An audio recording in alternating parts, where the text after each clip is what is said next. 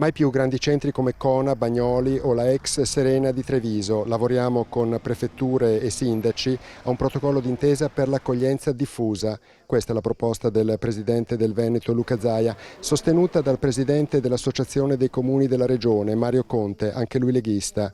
Ma i sindaci dei comuni minori, a partire proprio da quelli del Carroccio, non ci stanno e rimandano i migranti indietro come a Castelgomberto o protestano per gli immigrati scaricati di notte sulle panchine dei loro territori, e contro l'accoglienza diffusa prendono posizione anche i vertici del Carroccio regionale. I sindaci della Lega e la Lega ha presentato una linea molto chiara, che è quella di dire no all'accoglienza indiscriminata.